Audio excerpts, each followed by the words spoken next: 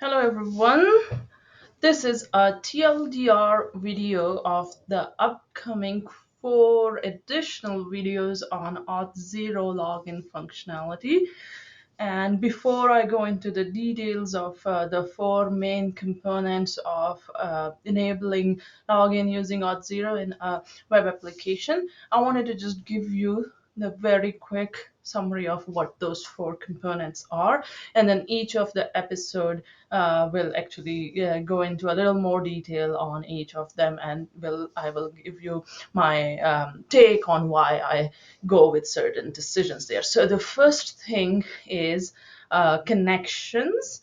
Connections can be accessed from the authentication tab here, and there are many different types of connections: database, like username and password; social connections; enterprise connections, mainly for employees; social connections are mainly for more social platforms; and passwordless connections for anybody who have a mobile phone or an email address.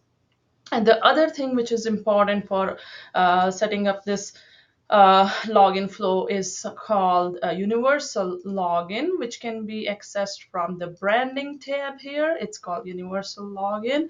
And a quick I will show all of these very quickly to you too. The third thing which is important is called applications, which can be accessed from this applications tab.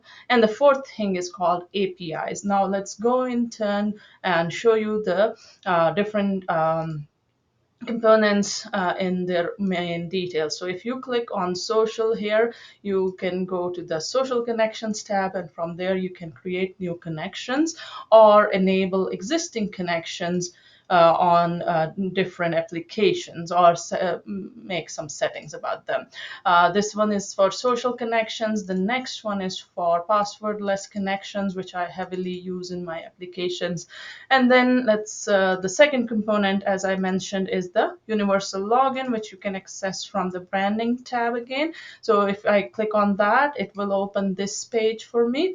In universal login, you can change look and feel of your login form, like logo, like the message here, or the colors, and which order different things appear. There are customization options here: color, font, border, thickness, for example. And whatever you do here, it's actually, or they will reflect on your application in real time as well. So it's pretty good to do some experience with them. Widgets, and then page background. You don't have to have an empty page in the background of this little form. You can have a big logo or some good text there. And then the next thing about customization is advanced options, which I will show you here quickly. But you can, of course, read detailed documentation in Auth0 about each of them. And the third thing which is important is applications. If I go back here, it can be accessed from this tab. The first one, once I click on applications, you go to the applications tab, and you can create new applications here. And there are 4 types of application to choose from, pretty self-explanatory. Like for native mobile applications, you will have to choose this.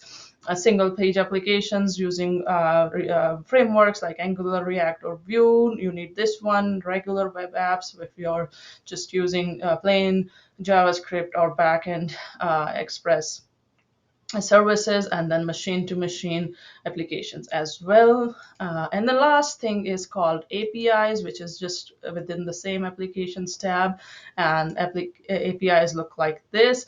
They are basically a collection of roles and permissions. You can create new API. There is nothing fancy here. Basically, an API is what issues a JWT access token to the users with their roles and permissions in it. So with that information, there will be detailed episodes coming about each of them. So stay tuned and cheer on and follow my journey. Thank you so much.